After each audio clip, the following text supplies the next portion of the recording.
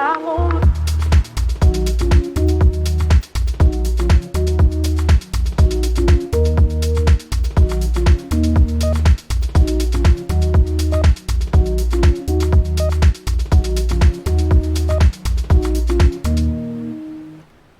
this is without a doubt one of my favorite new tracks, and I kind of just wanted to break it down and see how he did his drums and see if I can just kind of figure out more or less how things were done. So I think the most important part of this track are the drums. They're super intricate and really groovy and interesting. Let's just start with the kick. So whenever I'm doing a remake, I always just steal the kick from the original track. The chances of you finding a similar kick to the one that they used are so small, and you can just spend ages searching for a sample that sounds similar, and I don't really see much point in that. So all I did was just resample the kick and split the top end from the bottom end. And that was just to basically clean up the kick, because the top end, if I just extend this out, you hear has this like really long tail. So I just wanted to kind of cut that out. And then this is really just the sub of the kick. And together, it's quite a nice, like almost acoustic sounding kick. Actually, looking at the waveform, it probably is an acoustic kick. All right, so the next thing over here was this tom. And in the original, I'm not sure if it's the tom that he's kind of like flamming or if it's the snare. Probably likely the snare, but this sounded the best to me. So I basically took this tom sample and did this like flammy thing where it's just playing 30-second notes, and they're just going up in volume. And then I just EQ'd it a bit. And then the next up is the rim, to basically give that like offbeat swing groove. So if you play it with a kick, you hear this. That sort of a rhythm. And then I laid it with another rim that has a more present top end. And then added in a tom here. And I basically just did this visually while looking at the waveform of the original track and just copying the position where I saw toms hitting and everything.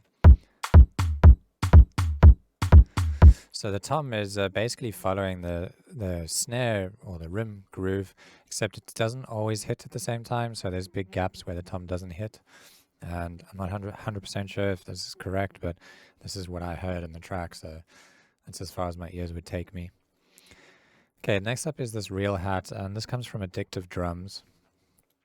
So if you don't have Addictive Drums, you probably won't be able to get the same exact sound. But pretty much any realistic hi-hat will do. This is actually from a Lindrum, and this was the closest I could get to the original hat sound. It still doesn't sound exactly the same. So I just turned down the room level and shortened the volume envelope on it. And then just did a bit of EQing. I noticed that like his hats and stuff, they really don't have a lot of high end in them. It's quite rolled off, and like everything's really contained and controlled.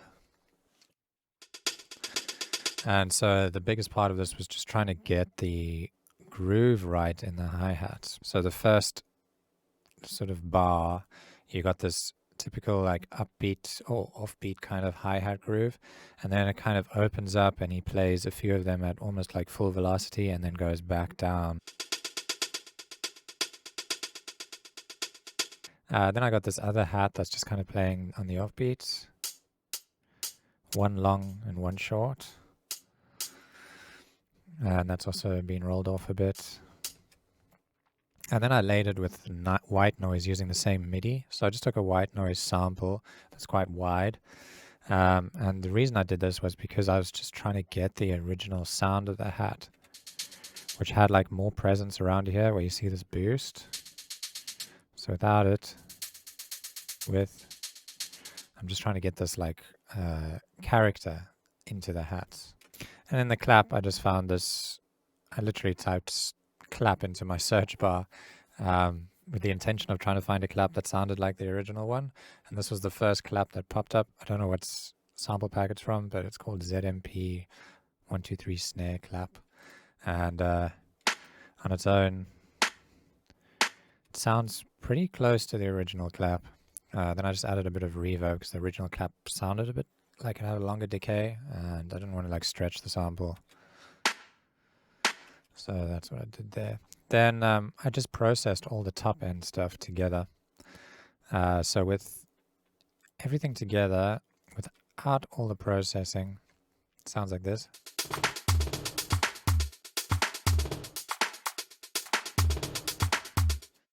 And with the processing, so this all kind of glues it together. Firstly, the glue compressor, which has got like a longer attack just to let the transients pop through, but then to kind of control those tails and squash them down a bit. And then the drum bus is there to really just add some drive and like clip it a little bit. And it adds like this nice like mid-range sort of drive. And then just a room reverb. Again, to just try and glue everything together to make it sound like it was recorded in a room. So it's just on this gate drum room preset, and I brought the mix percentage down to 8.8%. And so all the drums together sound like this.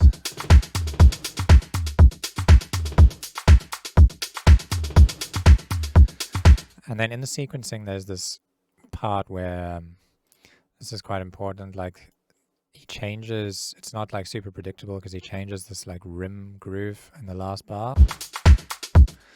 So just adds another rim in there. So yeah, you got to, when you're remaking these tracks, really just like listen to every phrase, because every phrase is different, and there might even be stuff that I missed in this, but I did my best to copy it and try and get that groove down. So I think that's like most of the quality of this tune comes from the drums. There's one more interesting thing here, and that's this color channel. So I noticed in the original there's like this breathy kind of texture that's plays almost with the piano groove.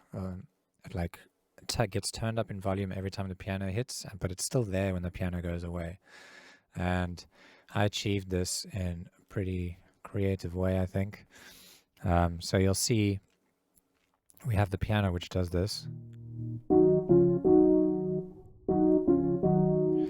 And then we've got this which follows it.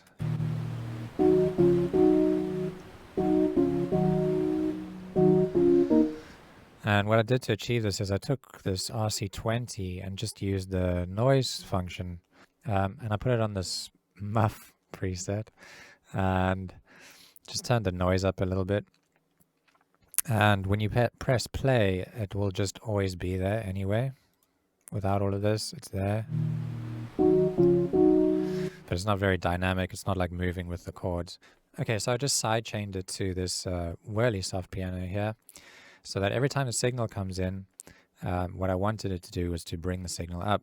But now traditionally a compressor turns the signal down. So to reverse that, you change it from peak limiting to, or peak compression to expansion. And then instead of doing this, it expands it. So it turns it up by a certain amount for every time it goes over the threshold. And I think that gave the exact result that I wanted. All right, so then we got this like cool bass groove that kind of talks really nicely to the drums.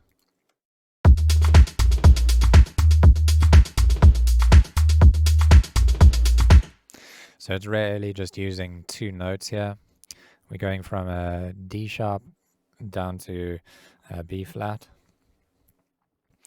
And it's playing a really simple groove. And yeah, so there's nothing really interesting about this bass. It's really just a sine wave with a bit of saturation on it.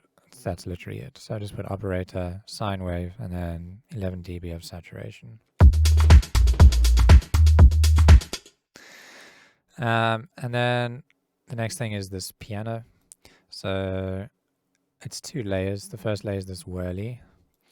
And I just rolled off the high end and put a bit of reverb onto it. So nothing special there. And so these are the chords. So it's really simple here, or at least what I'm hearing. Maybe I missed some of the harmonies. I don't have a super great ear for like relative pitch and picking out notes in detail, but this is at least what I heard. So it's essentially just these two-tone chords or dyads, and this is just another octave, like an exact copy of this one. So the first chord is this D sharp, F sharp, and then we've got a C sharp and an F sharp, C sharp and an F. And so it's basically playing like a minor and then a major and a minor. So it creates this like really like hypnotic kind of melody that just goes and it's like really easy to follow. It's really memorable. So I think he really nailed this melody. And then on the on the third repetition here, it just goes up to this B flat over here.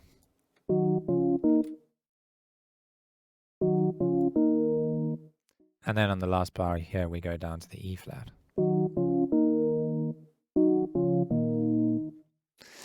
And then it basically just repeats, but on this section, I don't hear it go up again. It just kind of stays over there and then goes back down. And so, yeah, that's pretty much the piano. I think, I'm not sure what they used. Maybe it was like a Rhodes or something, but it sounds to me like an electric piano. Anyway, I thought layering in a real piano sounded nice. So I did that with this Contact Neufeld piano.